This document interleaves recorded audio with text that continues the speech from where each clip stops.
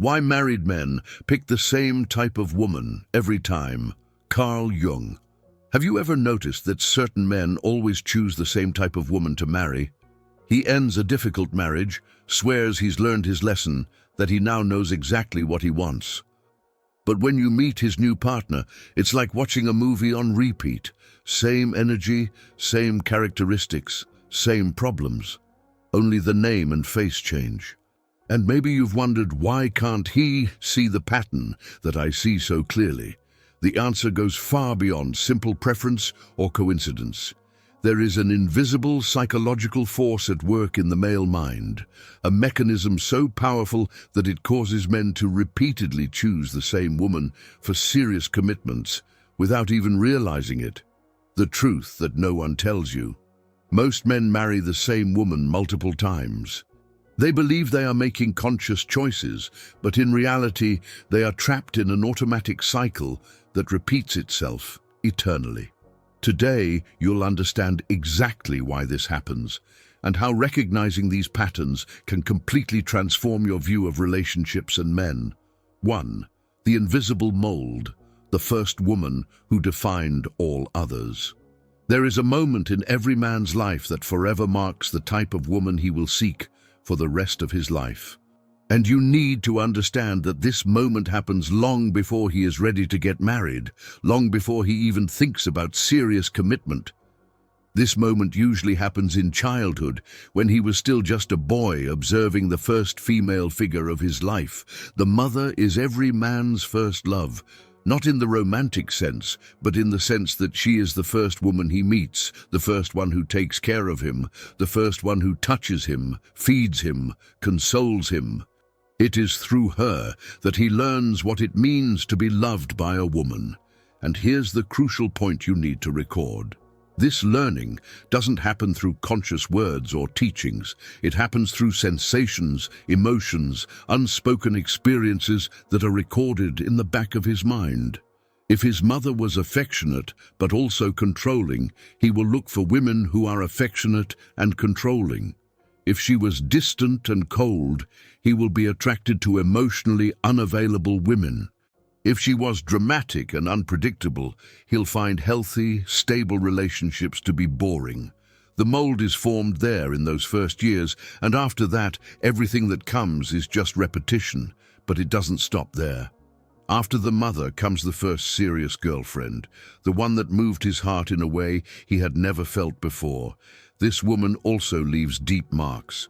If she made him feel alive through jealousy and fighting, he will associate love with turmoil.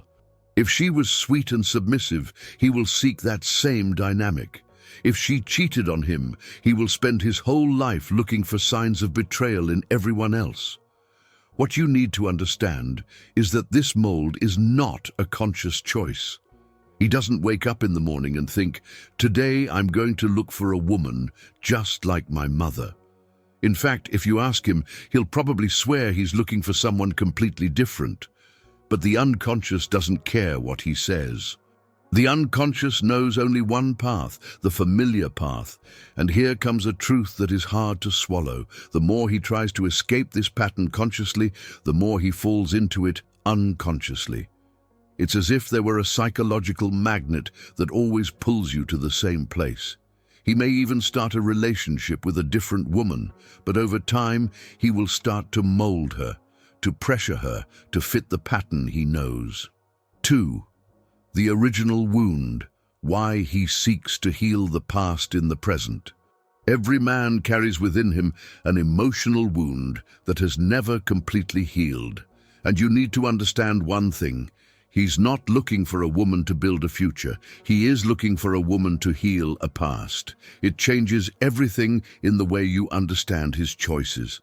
This wound was created at some point in his life when he missed something fundamental.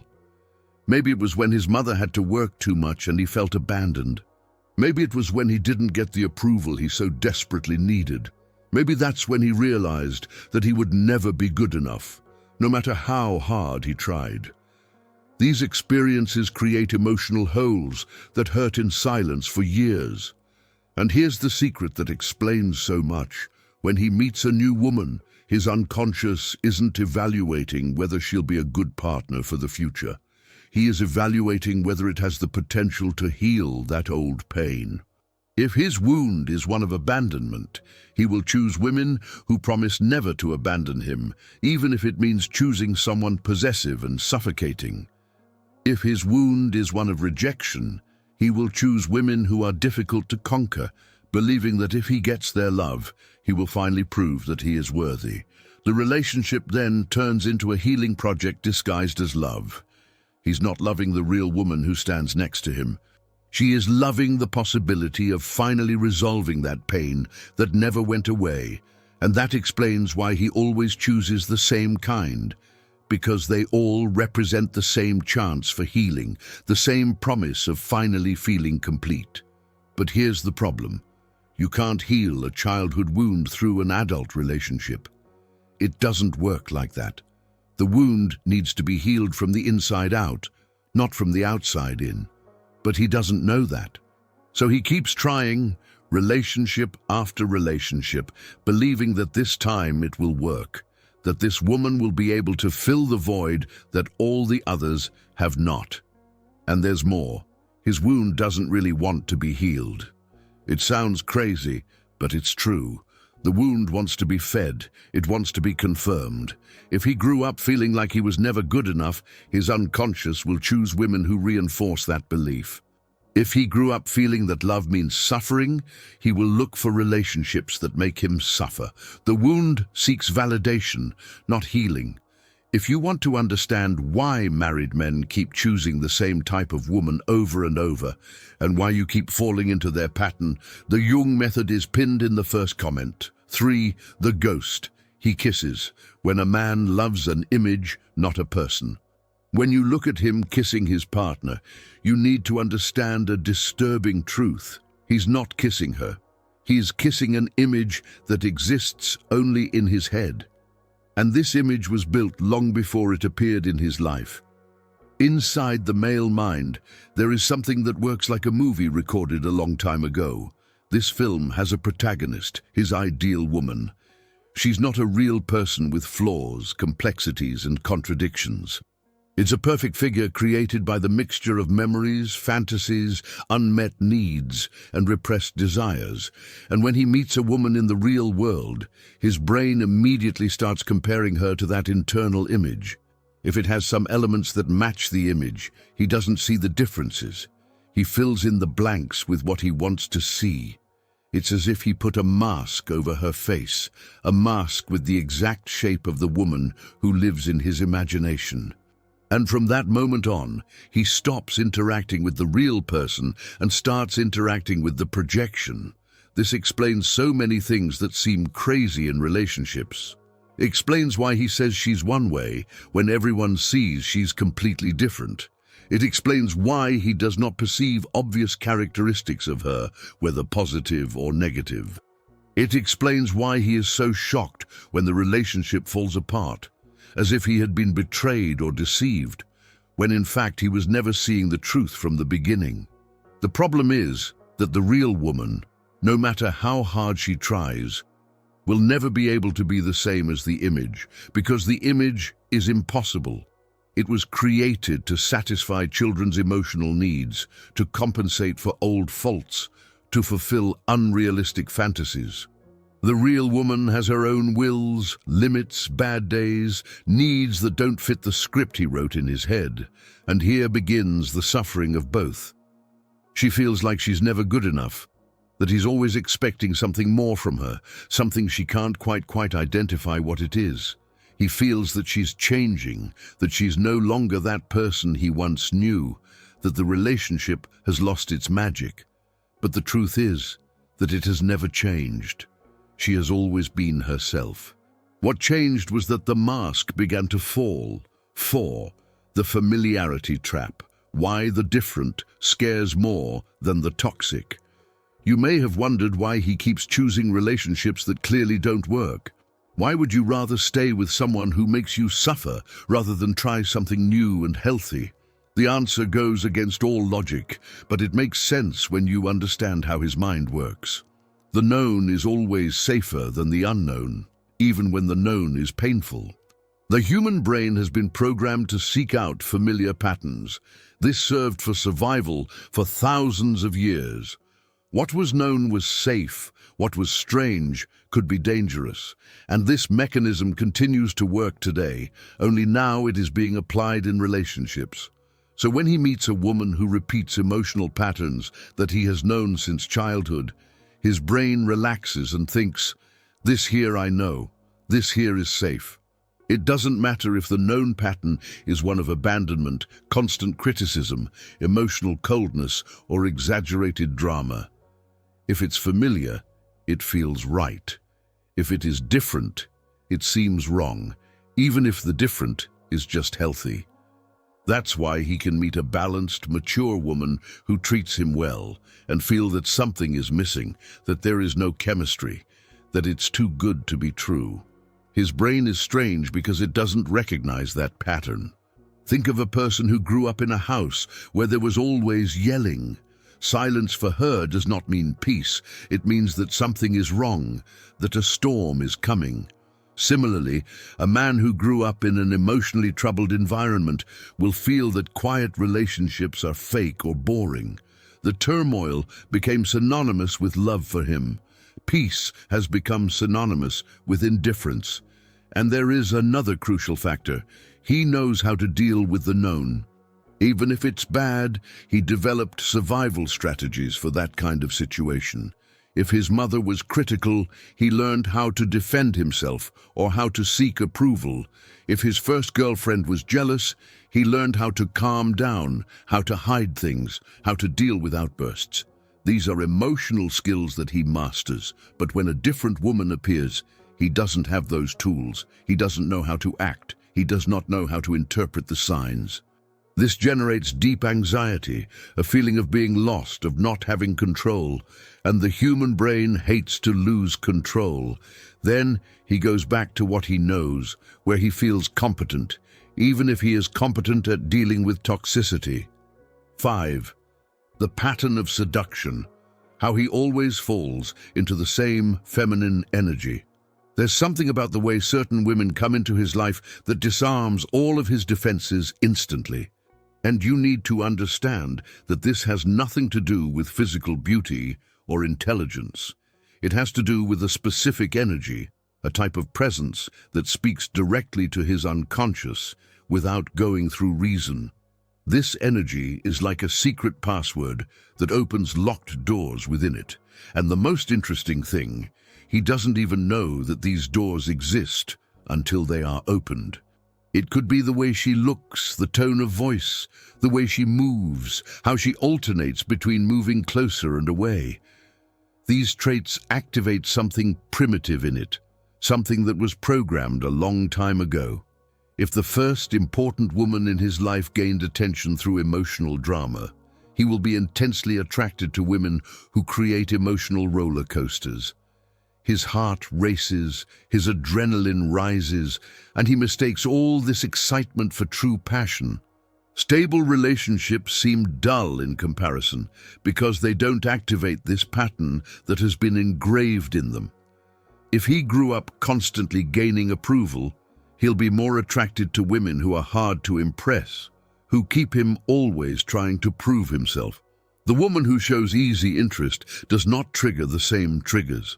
It doesn't create that challenge that makes him feel alive. So he pursues those who make him feel inadequate because inadequacy has become synonymous with attraction for him. Now, pay attention to this. He may be fully aware that this type of woman always brings problems. You can swear to your friends that this time you will choose differently.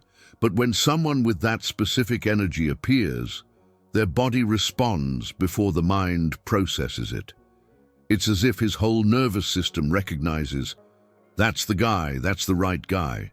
And the rationale is in the background. The seduction that works in him is not universal. Another person may look at the same woman and feel absolutely nothing. But for him, it's as if it was designed specifically to activate him. And it was, in a way. It was drawn by his emotional experiences, by the first models of the feminine that he internalized, by the wounds that still bleed in silence. The problem is that this energy that attracts you initially is the same one that will destroy the relationship later. The woman who conquered him by being unpredictable will continue to be unpredictable, only now he will call it instability. What attracts is exactly what pushes away, but he cannot see this connection. 6. The unconscious projection. He sees what he needs to see, not what's there. When he looks at her, you need to understand that his eyes are not showing the truth. They are showing a version edited by his mind, filtered by expectations, fears, and needs that he does not even know he has. He sees in it what he needs to see in order to validate his own internal issues. If he has a deep belief that women are going to abandon him, he's going to interpret her every gesture through that lens. Did she go out with her friends? He sees it as a sign of distancing. Was she tired and didn't want to talk? He sees it as rejection. Did she smile at another man? He sees it as romantic interest. Objective reality does not matter.